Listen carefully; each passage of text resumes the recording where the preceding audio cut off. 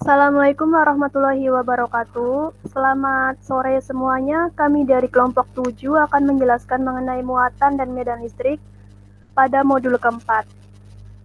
Dalam kelompok 7 beranggotakan saya sendiri, Inka Yulia, yang kedua dengan rekan saya Denny Veranda, Dinda Rosmalia Nur Afifah, dan Nicholas Yonara Tarigan. Dalam modul 4 ini memiliki tujuan praktikum yang pertama yaitu memahami prinsip muatan dan medan listrik. Yang kedua, mampu menentukan medan listrik dari muatan-muatan listrik.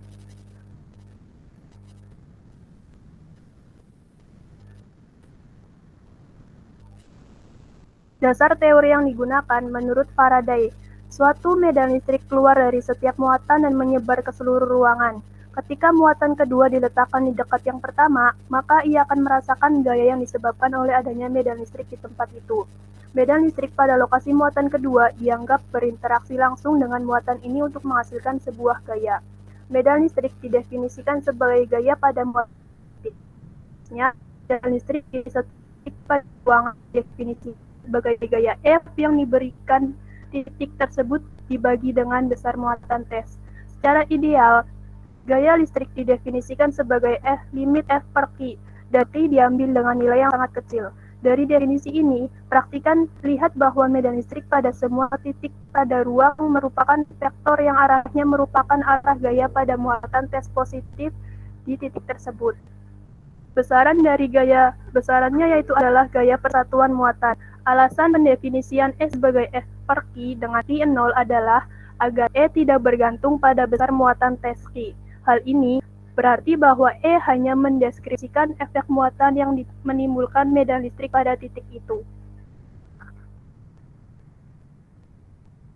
Alat dan bahan yang digunakan yang pertama yaitu modul eksperimen yang berjudul muatan dan medan listrik. Yang kedua, software PET simulation charges and files. Yang ketiga yaitu komputer atau laptop. Selanjutnya dilanjutkan oleh Dinda. Berikutnya ada langkah-langkah. Yang pertama itu untuk data pertama memahami konsep muatan dan medan listrik. Untuk memahami konsep muatan dan medan listrik dilakukan langkah sebagai berikut. Yang pertama, taruh muatan positif 1 nanokolom dan amati arah medan listrik. Catat berapa nilai medan listrik V per M jika sensor muatan uji positif diletakkan pada titik 200 cm di sebelah kanan. Yang kedua, kembalikan kondisi simulasi pada awal dan ganti muatan positif dengan muatan negatif. Yang ketiga, hitung error yang terjadi. Dan yang keempat, buatlah analisis dari hasil simulasi terkait muatan listrik dan medan yang ditimbulkan.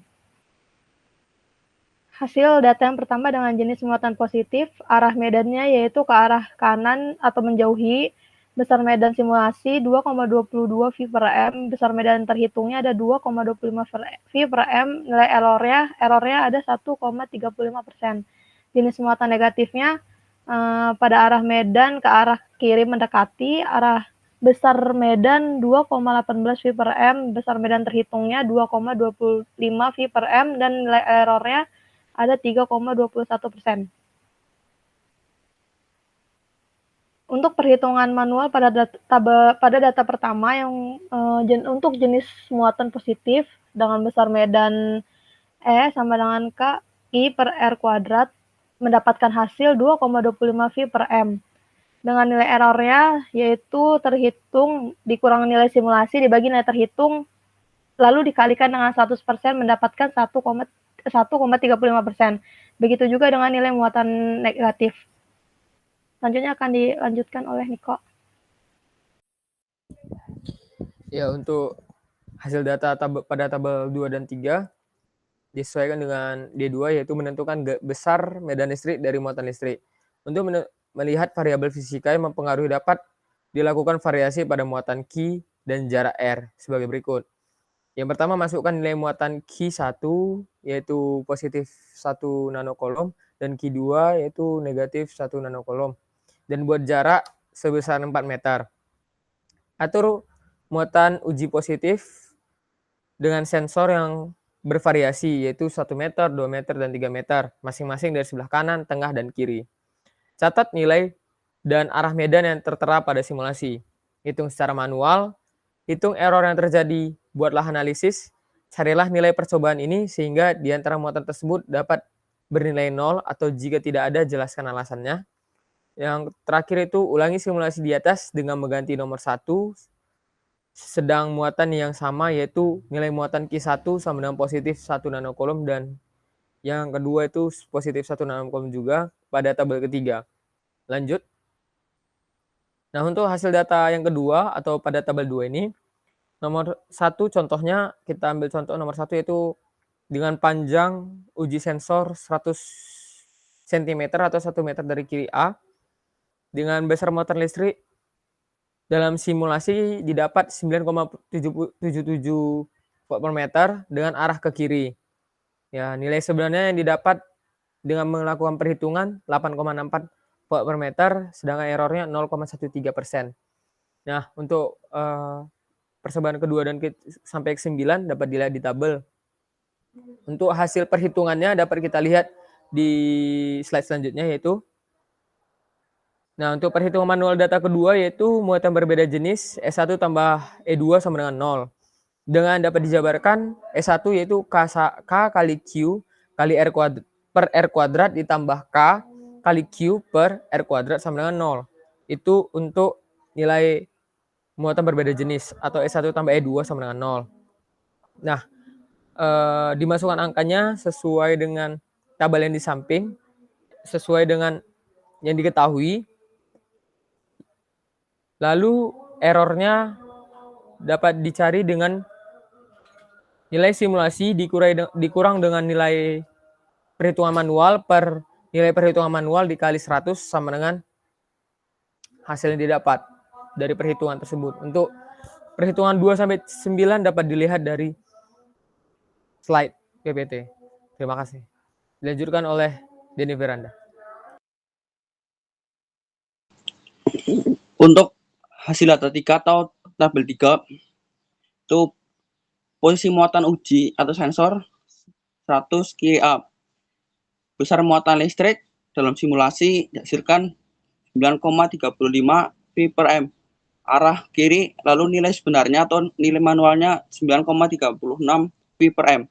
Error 0,10%. Dan dilanjutkan dengan nomor 2 dan 9 yang ada di tabel tersebut.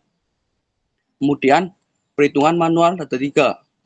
Untuk pertama, posisi muatan 1 cm kiri A adalah E sama dengan K dikali Q1 per R1 kuadrat dikurangi K dikali Q kuadrat dibagi R2 kuadrat sama dengan 8,64 V per M. Untuk errornya terhitung dikurangi simulasi per simulasi yang dikali 100 yang dihasilkan 1,38%. Dan untuk perhitungan manual 2 dan ke-9 seperti tadi. Lalu selanjutnya kesimpulan. 1. Kuat medan gaya listrik yaitu gaya elektrostatik yang dialami oleh satuan muatan positif yang dilakukan di titik itu. Setiap satuan muatan didefinisikan sebagai hasil bagi gaya listrik yang bekerja pada suatu muatan uji dengan besar muatan uji tersebut.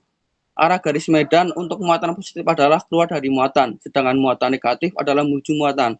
Ketiga, ketika besar kedua muatan memiliki nilai negatif pada keduanya ataupun nilai positif, maka untuk arah tersebut akan mengalami tolak-menolak. Ketika besar muatan tersebut memiliki variasi nilai antara positif atau negatif di salah satu besar muatan, maka arah tersebut akan mengalami tarik-menarik, yang dimana dapat diartikan nilai positif atau negatif sangat mempengaruhi arah dari muatan tersebut. Sekian dan terima kasih presentasi dari kelompok 7. Jika ada kesalahan dalam kata, mohon dimaafkan. Assalamualaikum warahmatullahi wabarakatuh.